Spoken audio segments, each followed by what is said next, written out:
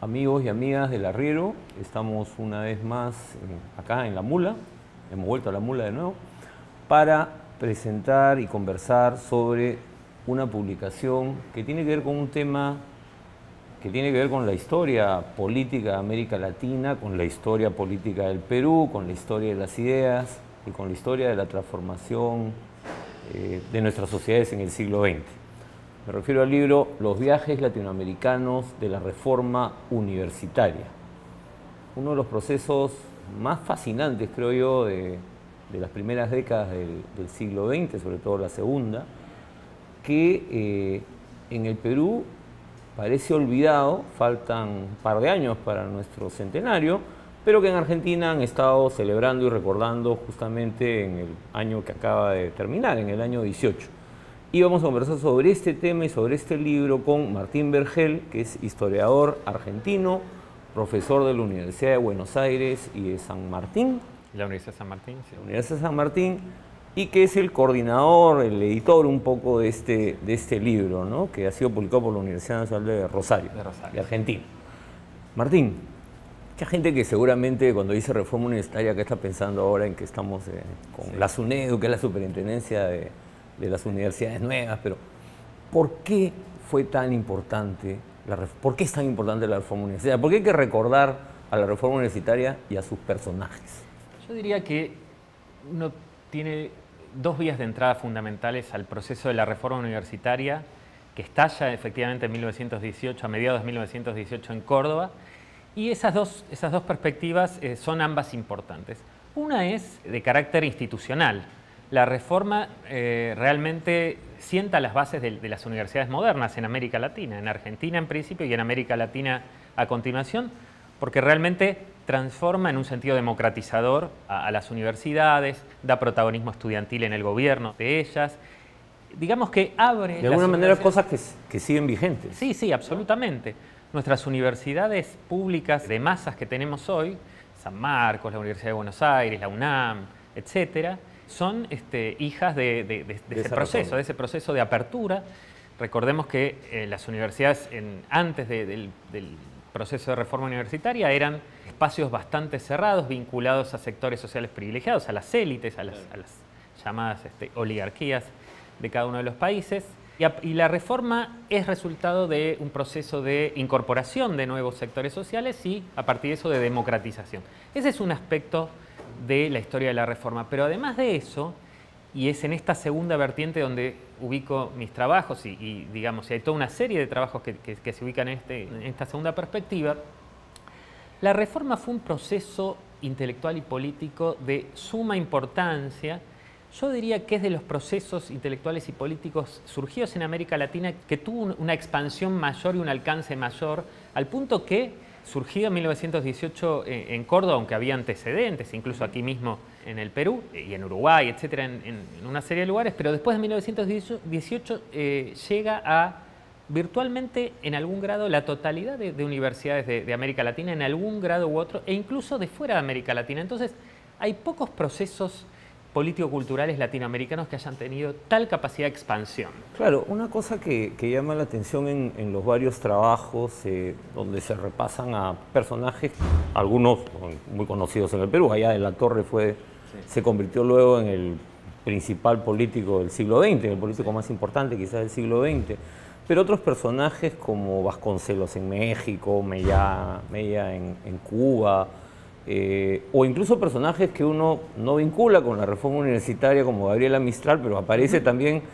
apoyándola, digamos, ¿no? Desde el rol que ella tenía como directora de un liceo, como cuenta el trabajo que incorpora el libro. Pero lo que uno ve además es que no es que cada uno estaba aislado haciendo su reforma por su lado, sino que había una constante comunicación en un tiempo que no había internet ni redes sociales. Sí, ¿no? Cuando yo comencé a trabajar la década de 1920, que es mi periodo de especialidad, fue eso lo que me sorprendió, ¿no? El carácter tan fluido de las redes. Habían redes sociales, digamos, pero había redes sociales previas, muy previas a las que conocemos actualmente, y no obstante, y a pesar de la distancia, podían reconocerse como parte de una misma comunidad de sentido, ¿no? Como un mismo movimiento, ¿no? Cuando se hablaban y se carteaban, porque las cartas jugaron un rol muy importante en ese proceso, realmente había una sensación de camaradería y de que pertenecían a un mismo proyecto, ¿no? Ahí la noción de generación fue muy importante. Conocemos la generación del centenario peruana, ¿no? Pero paralelamente hubo generaciones análogas en otros países de América Latina que se reconocían bajo una misma idea de una nueva generación. Todo este proceso es bastante conocido, esta comunidad de sentido entre los distintos núcleos reformistas. Pero lo que no estaba tan trabajado, en realidad últimamente sí hay muchos trabajos, pero no suficientes me parece a mí, es precisamente cómo se dio, mediante qué prácticas se dio esta conjunción, ¿no? Se sabía que había vínculos, pero claro, lo que describe el libro pues son estas giras. Exacto. ¿No? Aya de la Torre viajando a Argentina, sí, Uruguay, a Chile, Palacios viniendo al Perú, pasa por Bolivia, ¿no? Sí. Y varios episodios de ese tipo, ¿no? Sí. Pero todos ellos, había una identidad muy fuerte que tenía que ver con la Revolución Mexicana como proceso que se siente en las cartas, en los discursos, ¿no? ¿Por qué era tan importante ese proceso en relación a lo que era la reforma de la universidad?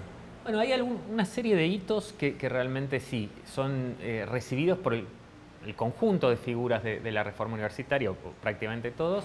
Uno es la Revolución Mexicana, en parte por el carácter inherentemente antioligárquico que tiene la Revolución Mexicana, en parte porque el núcleo que va a protagonizar la reforma en México va a ser parte también del proceso de la reforma, ¿no? Nombraste a Vasconcelos, por ejemplo. Otra figura que aparece en el libro por sus viajes es Pedro Enríquez Ureña, el dominicano, pero que vive en México un periodo largo, luego vive en Argentina sus últimos 20 años de vida. En fin, entonces la Revolución Mexicana era realmente uno de los referentes que tenía el proceso reformista. A eso hay que añadir que en 1921 se produce un congreso muy importante, el llamado Congreso Internacional de Estudiantes, y ahí todo este conjunto de núcleos reformistas de distintos países, por ejemplo, de Perú viaja Raúl Porras Barrenechea. Bueno, se contaminan más aún del ambiente mexicano, como decía Enríquez Ureña. Donde, digamos, se estaban implementando políticas, además desde el Estado, ¿no? Sí, se estaban implementando políticas. Vasconcelos fue muy activo en promover este congreso en 1921. Y lo interesante es que, aunque en el caso mexicano sí hubo políticas claras de apoyo, este conjunto de actores, este conjunto de figuras, tomaba distancia en general de redes promovidas desde el Estado. Es decir, tenía impulsos propios, se las ingeniaban unos u otros para viajar sin necesidad de apoyo, apoyo estatal. De apoyo estatal. En el Congreso de 1921 sí hubo un apoyo estatal, pero en otros varios casos que se trabajan en el libro, no, fueron viajes autogenerados, ¿no? Ahora, otra cosa bueno, y a veces habían exilios, ¿no? Y bueno, y a veces había exilios, como en el caso de las figuras que provienen del Perú. Viajes forzados. Sí. Pero otro tema que, claro, uno conoce el caso peruano y las universidades populares, González Prada, que fueron tan importantes para toda esta generación, pero lo que uno ve al leer el libro es que esto se estaba dando en todas partes de manera simultánea, ¿no? Total. ¿Por qué esta preocupación por llegar al obrero? ¿No? Más allá de las posiciones, pues no todos eran, digamos, marxistas, no eran marxistas. No, para nada. ¿No? Para nada. De hecho, la universidad, incluso varias figuras que protagonizan la reforma universitaria venían de sectores acomodados o incluso de la élite, ¿no? Ahí hay varias cuestiones que inciden. Otro hito muy importante en el proceso de la reforma universitaria es la Revolución Rusa, que en todas partes es recibida también con simpatía, ¿no? Claro, que se da prácticamente, se estaba dando. Exactamente. ¿No? En el año 18, se da a fines del año 17, pero en el año 18 es como el año donde realmente se da un proceso de recepción más intenso, ¿no? Recordemos, por ejemplo, que Mariátegui es en el 18 donde escribe sus primeros textos sobre la Revolución Rusa, etc. Entonces, ese era un impulso muy fuerte para vincularse con estratos subalternos y sobre todo obreros, ¿no? al mismo tiempo, bueno, estaba esta idea de que la universidad no podía permanecer como un reducto de la élite y por lo tanto debía de algún modo perforarse esas vallas sociales y bueno, entonces por eso también se propiciaba el ingreso de obreros. Y finalmente una tercera dimensión yo señalaría, que es que toda esta generación tenía una idea, yo diría, redentorista del papel de la educación, ¿no? Entonces realmente pensaba que la educación, incluida la educación universitaria, no solo la educación primaria o secundaria, aunque señalás la figura de Gabriela Mistral y ahí hay una continuidad en este sentido, porque Gabriela Mistral... Claro, era una educadora, una maestra, digamos. Una ¿no? maestra, sí. Entonces había la creencia realmente de que la educación debía ser una llave de redención. Digo, es una idea que todavía hoy la tenemos, pero en ese momento era mucho más fuerte, ¿no? Digamos, los ideales de que la educación era la clave del ascenso social y de regeneración incluso de la sociedad. Claro, la sociedad se transformaba a través de la educación. Exactamente. ¿no? Es un poco exactamente. Por eso mencionás a la Universidad Popular, que tan importante fue acá en el Perú, estuvo presidida por esta creencia, la creencia de que la educación de los sectores subalternos y sobre todo obreros era muy importante. Esto se vinculaba también con el ideario anarquista, que sabemos bien que había sido muy importante en el primer movimiento obrero, de nuevo, en el Perú y en otros países de América Latina. Acá acabamos de celebrar el centenario de las 8 horas, ¿no? Totalmente. Era una lucha obrera, básicamente anarquista. Totalmente. Sí. Ahora, hay un personaje peruano que hemos mencionado que es Aya de la Torre, ¿no? Sí. De Aya de la Torre, bueno, se ha dicho mucho, se ha escrito más, pero llama la atención este tipo de personaje en esta gama de personajes que tenemos, ¿no? Sí. Porque claro, él no era pues un maestro de la juventud, ¿no? Y varios de los textos que se recogen de artículos periodísticos, o el mismo Meillá, que después se pelea con él, pero, ¿no? Como el líder, ¿no? Que ya es una cosa que va más allá de las ideas, ¿no? Sí, que tú lo señalas, me parece, en tu texto, ¿no? Toda esta cosa ritual, simbólica, ¿no? ¿Por qué fue tan importante Aya en ese sentido? El viaje de Aya, que justamente yo que tengo un capítulo, yo compilo el libro, pero además tengo un capítulo y yo trabajo sobre el caso del viaje de Aya de 1922, es un viaje que yo lo llamo un viaje iniciático en su carrera, ¿no? Porque es el viaje en el cual de algún modo se da cuenta cuánto rédito político podía extraerse, incluso a nivel latinoamericano, no solo peruano, quien se propusiera liderar el proceso de renovación generacional que la reforma se proponía. Y efectivamente fue un viaje muy curioso, muy intenso, y yo lo llamo iniciático porque luego su exilio desde 1923, esta mecánica la va a repetir en su exilio de 8 años. Claro, es como que aprende en ese viaje. Aprende, en ese viaje se da cuenta, bueno, los relatos dicen, por ejemplo, que en Argentina, como sabemos que era un personaje enormemente carismático, que en Argentina no lo dejaban irse, que habían quedado prendados de su simpatía. Bueno, en el aula magna de la Universidad de Buenos Aires da una conferencia que tiene una enorme repercusión. En general es un rasgo común a todos estos viajes, la enorme repercusión que tienen, cómo son seguidos por la prensa. El caso del viaje de Alfredo Palacios a Lima en mayo de 1919, que es ubicado por muchos historiadores de la Reforma como el disparador del proceso de reforma en Perú, también. Yo trabajé pude ver los diarios de mayo de 1919 y es una constante. Además son cosas que uno no se imaginaría en estas épocas, ¿no? Donde la universidad quizás no tiene el rol que tenía en ese momento. Acá si uno ve el comercio, la prensa, el conjunto de diarios le daban una publicidad diaria a todas las actividades. Las notas son las actividades de hoy del doctor Alfredo Palacios, etc. Y un rasgo común es la enorme simpatía que despiertan estos personajes, porque son ubicados en esta serie de rasgos que despertaban simpatías bastante generalizadas, más allá de que eran figuras ubicadas hacia la izquierda, digamos, algunas más, otras menos, pero tenían una simpatía bastante amplia, que incluso trascendía, podían ser respetados por figuras, por sectores que no eran necesariamente de izquierda. De hecho, la visita de Palacios a Perú... es una visita oficial, ¿no? Es una visita oficial, el presidente de la República. Lo recibe el presidente. Hasta se hace una película del viaje de Palacios porque realmente causa una enorme conmoción. Bueno, lo mismo sucede con el viaje de Aya, que primero va a Uruguay, después a Argentina, donde ahí también lo recibe el presidente argentino Hipólito Yrigoyen. Aya ahí gestiona ante Yrigoyen la realización de un segundo Congreso Internacional de Estudiantes. Él asume como tarea propia la realización de ese segundo congreso que se iba a realizar en Buenos Aires. Entonces le pide a Yrigoyen que le dé apoyo. Finalmente, Irigoyen le dice que sí, bueno, justo se producen las elecciones. Claro, y al final no hay. Al final ese congreso no se produce, pero bueno. Bueno, Martín, una última pregunta, ¿no? Porque este libro que estamos comentando es parte de un esfuerzo allá en Argentina por recordar, por conmemorar el centenario. Sí.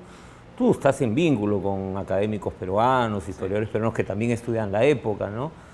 ¿Hay alguna iniciativa acá en el Perú todavía?